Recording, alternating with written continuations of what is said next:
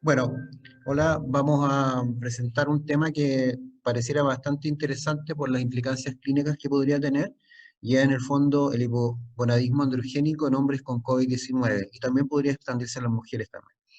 El punto es si este hipogonadismo o compromiso a la testosterona es favorable o desfavorable y las posibles implicancias clínicas.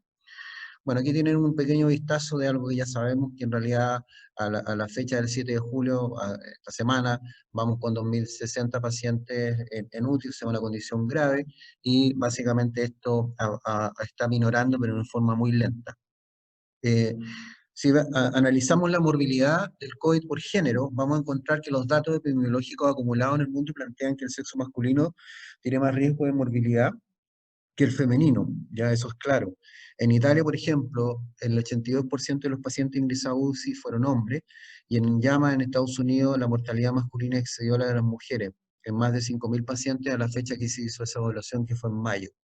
Se observa una prevalencia mucho mayor de hombres con el síndrome respiratorio grave y en las unidades de cuidado intensivo y con secuelas graves en casi todos los países. Aquí ven ustedes este dato que es en la cual hemos consolidado del radio entre hombre y mujer. Lo rojo, lo naranja son hombres, y la proporción claramente se ve que en casi todos los grupos etarios es mayor para hombres y mujeres en términos de la implicancia del radio, ¿ya? Si vemos los datos chilenos, estos son datos del Ministerio de Salud a fines de mayo, un mes atrás en el fondo, vemos que en cuanto a los casos confirmados por COVID, la distribución etaria y por género pareciera bastante similar, pero siempre hay una tendencia un poco mayor a los hombres que a las mujeres. Sin embargo, no es tanta la diferencia. Sin embargo, si uno analiza estos datos que nos hablan no de la incidencia del COVID, sino que de los casos notificados hospitalizados por herida de sexo, los que se hospitalizan, por lo tanto, pacientes que tienen necesidad de hospitalizaciones porque hay una sospecha de gravedad o porque están más graves de los que no se hospitalizan, obviamente, y ustedes observan cómo, obviamente, la tasa de hospitalización en los hombres prácticamente es un 30, un 50% en algunos grupos etarios mayor que las mujeres, y curiosamente uno observa que esto se concentra en los pacientes de más de 50 años. Es decir, si ustedes ven acá, antes de los 50 años los hombres y las mujeres tienen una tasa de hospitalización bastante similar. Sin embargo, algo pasa sobre los 50 años que los hombres se comprometen más, se hospitalizan más, y por lo tanto uno podría suponer que son más graves en su evolución. A modo de ejemplo, 2 de julio, UTI del Hospital San Borja, 8 pacientes hospitalizados, 7 hombres hospitalizados en UTI con neumonía grave entre 48 y 82 años, y la única mujer que estaba hospitalizada en ese momento no tenía COVID. Los hombres tienen un 62% más de probabilidad de morir que las mujeres una vez que han sido ingresados en el hospital. Esos son los datos que tenemos. ¿Por qué ocurre esto? ¿Por qué la tasa de hospitalización en el hombre se duplica respecto a la de las mujeres y aparentemente sobre los 50 años, o sea, con más edad? Bueno, no está muy claro. Podrían uno atribuir los factores cromosómicos genéticos, epigenética, hormonas, estilo de vida, enfermedades concomitantes como la obesidad, hipertensión, sedentarismo, tabaquismo, que es mayor, por supuesto, en el hombre que en la mujer en general, salvo la obesidad, la hipertensión, hábitos, autocuidado y exposición mucho mayor en el sexo masculino. La verdad es que es un fenómeno multifactorial. Porque esta evolución más grave plantea la posibilidad que la testosterona sea un factor que favorece la infección y complicaciones asociadas a la infección. Pero que la tasa se duplique sobre los 50 años respecto a las mujeres plantea la posibilidad de que la caída de testosterona que se observa en este grupo etario pudiera ser un factor que explique, o uno de los factores, por supuesto no el único, ese comportamiento, y podría ser un hipogonadismo neurológico el factor detrás de esta observación. Ahora, entonces, ¿podría la testosterona tener un efecto bimodal respecto a la morbilidad por COVID? ¿Por qué? Porque pareciera que el efecto depende de la etapa de la enfermedad. Un efecto en la infectabilidad, favorecer la infección, y otro, un efecto en la morbimortalidad, en la cual la disminución de la testosterona favorece una hiperrespuesta inmune y tiene que ver con la mayor tasa de hospitalización y mortalidad. Entonces vamos a analizar el primer punto, un efecto en la infectabilidad. Aquí observamos de que por qué, lo que sabemos, cuáles son los mecanismos que utiliza el virus para infectar las células, y vemos que, como ya sabemos, la proteína espiga se une a la AC2, el receptor de AC2, angiotensina enzima convertidora de angiotensina 2, y de esa manera es imprescindible este paso para que el virus pueda ser adosado a la célula, infectarla y dañarla. Sin embargo, esto está modulado por esta proteína de color morado. Es la famosa TMPRSS2, ¿ya? Que es una proteína de transmembrana, una serina proteasa localizada en el árbol bronquial, en el endotelio, en las células intestinales. Vamos a ver en un momento más en dónde se expresa, en qué tejido se expresa. Y lo interesante es que esta proteína es clave para permitir la unión del virus a el AC2. ¿Por qué? Porque esta serina, que tiene una actividad serina proteasa, modifica a la proteína espiga y facilita que se produzca la unión de la proteína con el AC2. Por lo tanto, la coexpresión de estos dos factores son importantísimos para permitir la infección del virus. Y aquí donde entra, mete la colita la testosterona, porque esta proteína, que es la TMPRS2, hablemos de serina porque el nombre es impronunciable, a todo esto, esta proteína, esta serina, se ha estudiado con mucho detalle porque se le relaciona con la mayor capacidad del cáncer de próstata en cuanto a agresividad, la producción de metástasis y la infiltración. Los hombres que expresan esta proteína en una mayor cantidad son hombres que tienen cáncer de próstata con mayor agresividad. Y incluso se han estudiado formas de bloquearla como un mecanismo de protección y su expresión como un factor de mal pronóstico en el cáncer de próstata. Pero en este caso, esta misma serina estaría implicada en la infectación de las personas por el virus. Y esta proteína está regulada y depende directamente de que los andrógenos se unan a su receptor, y esta unión de la testosterona con su andrógeno va a generar entonces una activación a nivel genómico de la expresión de esta proteína. Si no hay testosterona unida a su receptor dimérico, la activación de la proteína se reduce y por lo tanto la expresión es menor, y por lo tanto la infectación del virus es menor porque la unión de la proteína a la AC2 no se produce en forma adecuada. De ahí que hay una relación directa de la testosterona a través de su receptor, por intermedio de este mecanismo, en favorecer la infección del virus. Aquí observan ustedes un estudio en el cual se ha analizado la expresión de esta proteína. Y esto se ha estudiado de antes porque, como dije, es una proteína que se la relaciona con el riesgo de cáncer de próstata y su mayor agresividad. Por lo tanto, se ha buscado en qué tejido se expresa tanto la AC2 como la serina de la que estamos hablando, la TMPRSS2. Ustedes observan cómo en el colon, por ejemplo, en el intestino, en el duodeno, en el páncreas, la expresión de esta proteína es importante, pero también es muy importante, aunque no en grado tan importante como otros tejidos, por ejemplo la próstata, en el pulmón. El pulmón, el riñón expresan tanto la TMPRS2 y la AC2. Por lo tanto, hay un sustrato de expresión de proteínas de riesgo que podrían explicar la infectación de algunos tejidos por este virus más que en otros. Y aquí viene algo importante, porque, como dije, la expresión de esta proteína está regulada por el receptor de andrógeno y su unión a la testosterona. Pero la testosterona está modulada en su acción por el mismo receptor de andrógeno. Cuando hay un polimorfismo de los receptores de andrógeno, que está relacionado sobre todo con la extremidad N-terminal, que es la zona del receptor de andrógeno que regula la transactivación, ya la actividad del receptor. Si esta zona del receptor tiene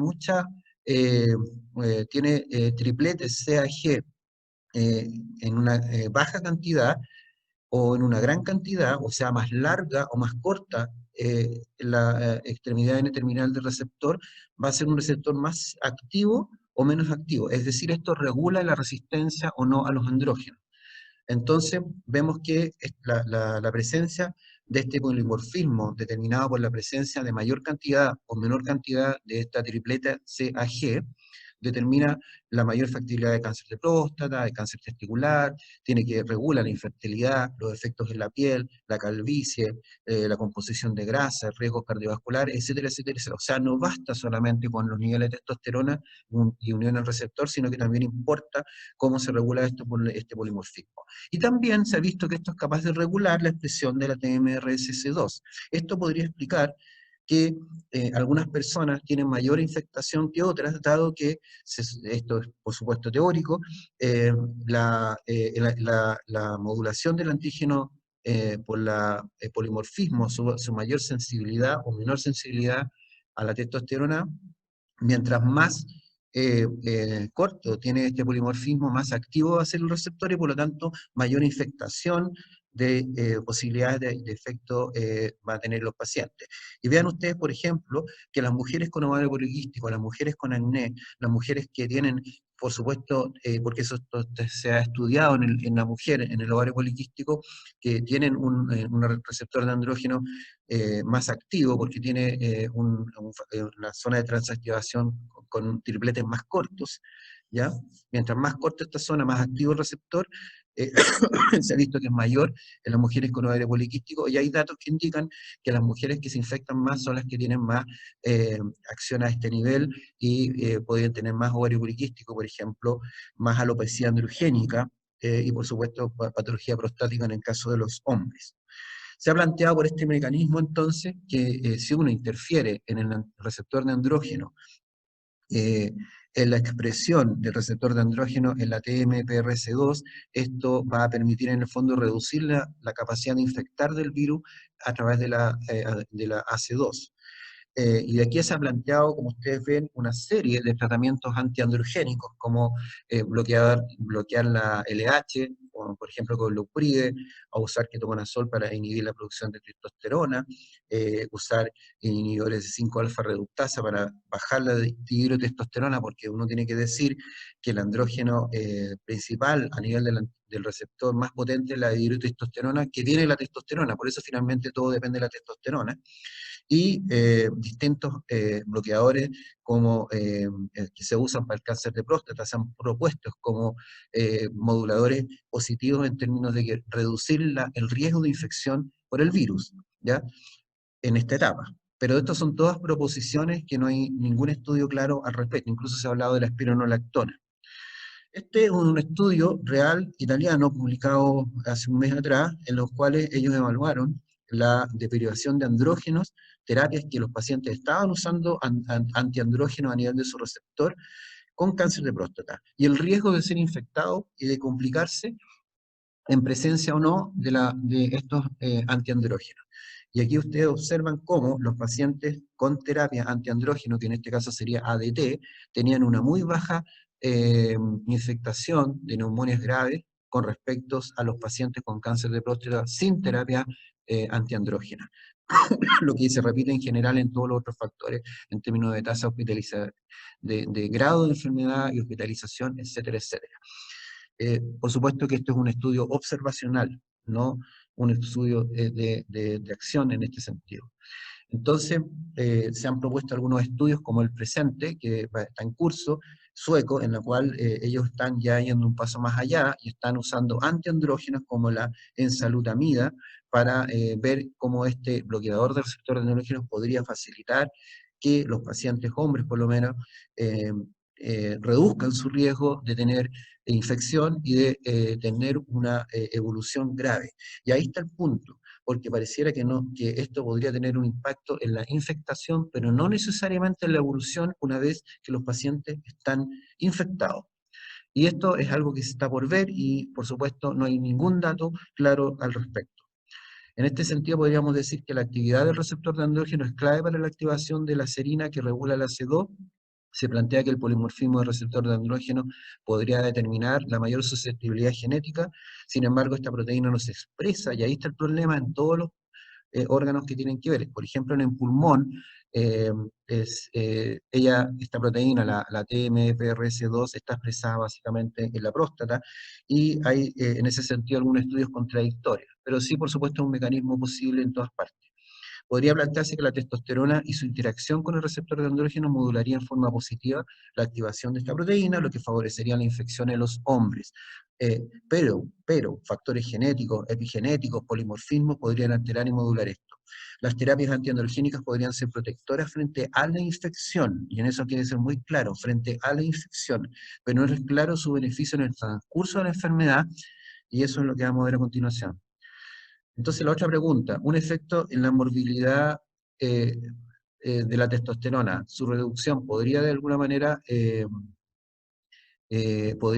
alguna manera, un efecto en la morbilidad de la testosterona por su reducción favorecer la hiperrespuesta inmune. Esa es la otra pregunta que vamos a tratar de responder. Y esto se bloqueó y no funciona.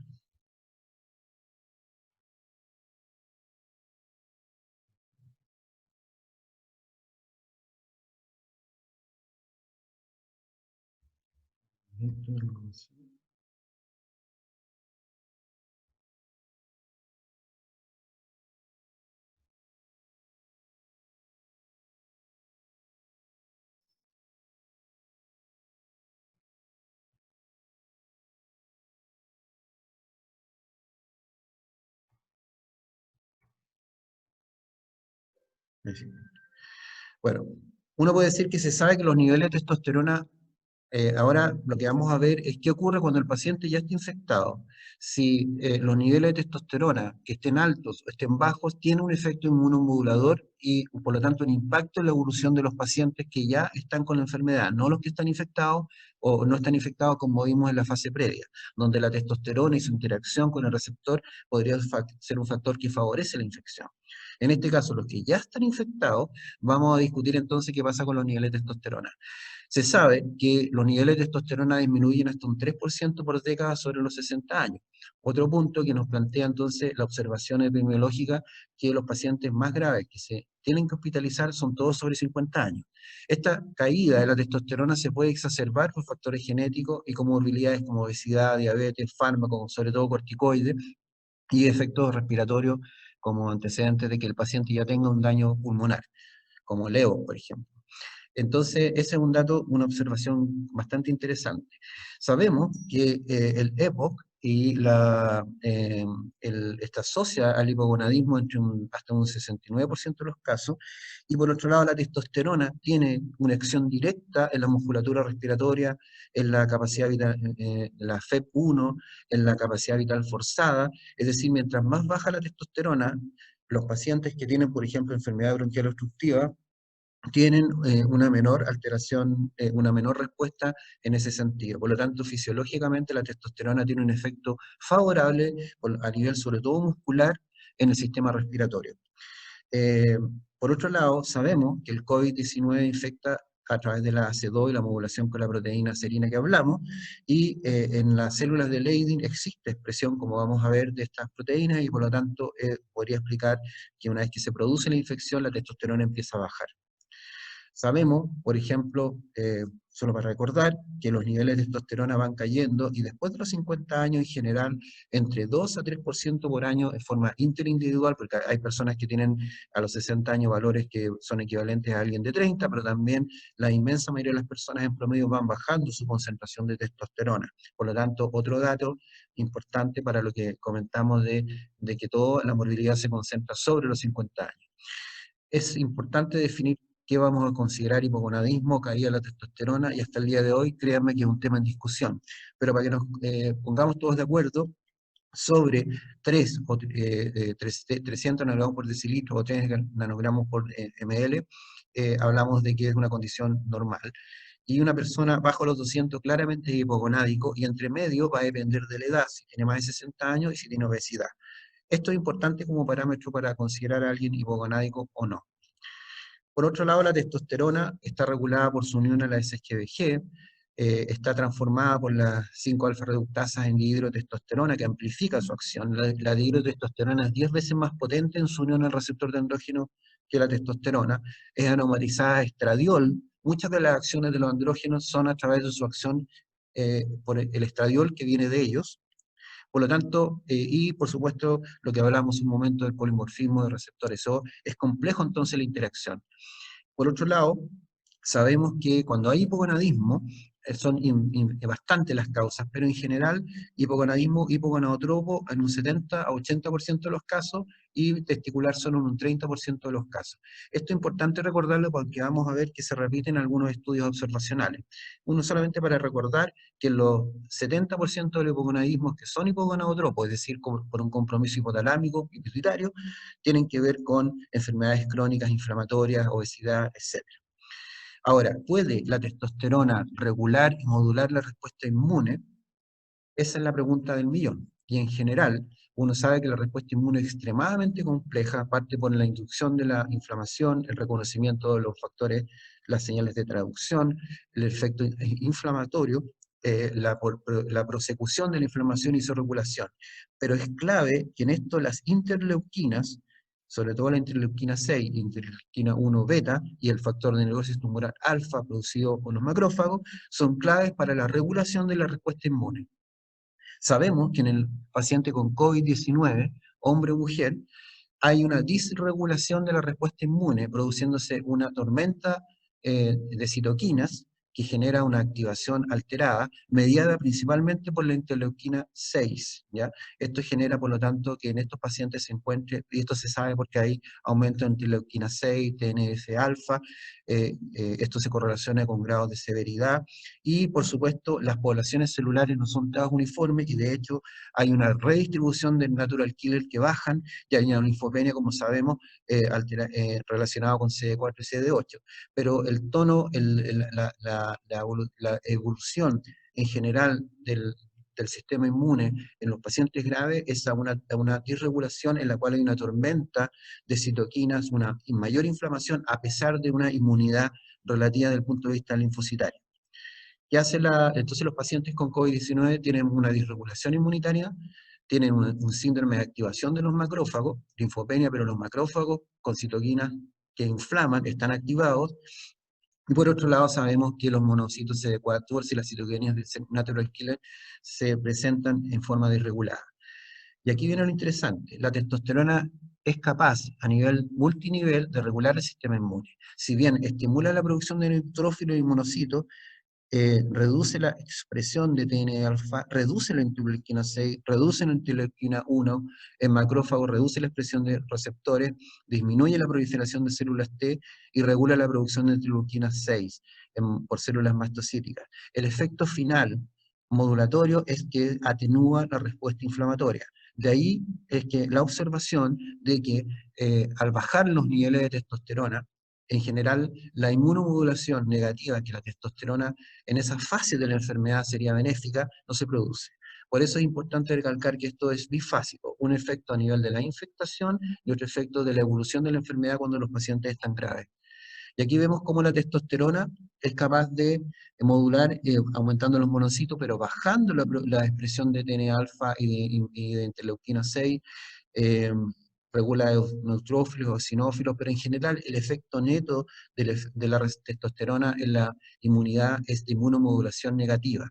Y lo contrario hacen los estrógenos. Los estrógenos son inmunomoduladores positivos. Eso explica la observación que todos sabemos, que las mujeres tienen obviamente una mayor prevalencia de infecciones de tipo autoinmunes como el lupus, esclerosis múltiple, etcétera, enfermedades en las cuales el estrógeno sería un factor potenciador. Y la testosterona sería un factor inmunomodulador negativo. ¿Por qué cae la testosterona en la inflamación por respuesta inmunodisregulada? Es la otra pregunta, ya que es algo que podría pasar.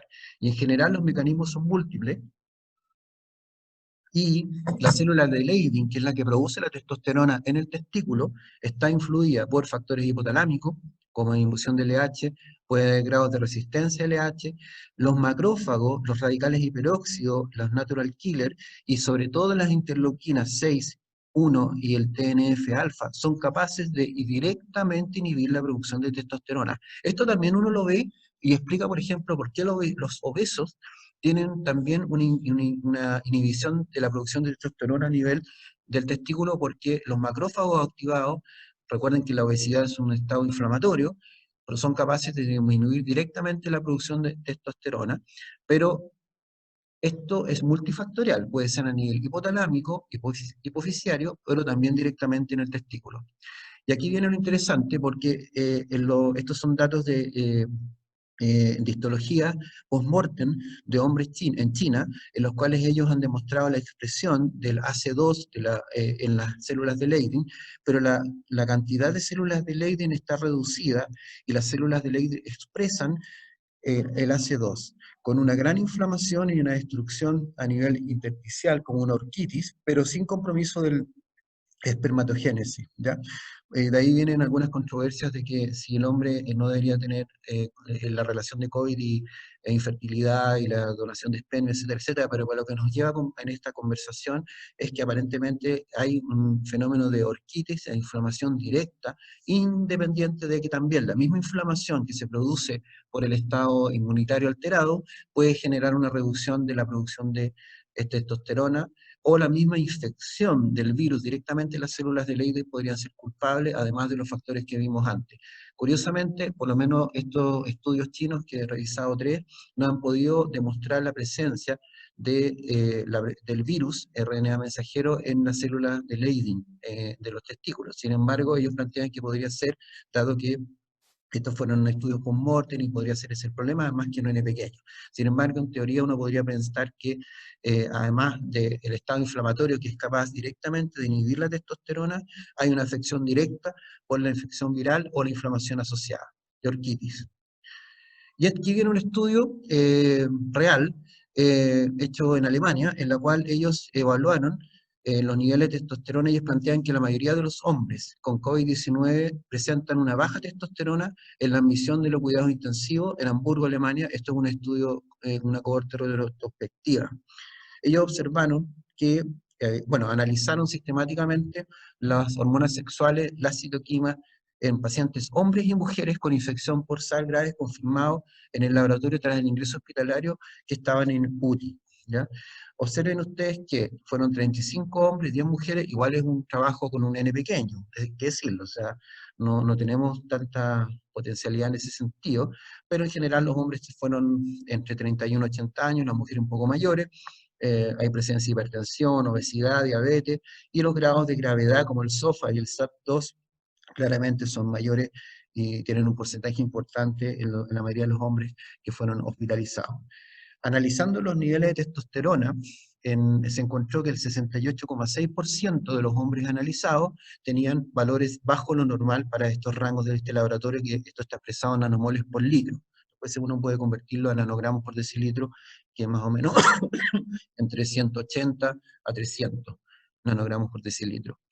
Y en el fondo, el 28,6% tenía muy baja testosterona y extremadamente baja solo el 25,7%.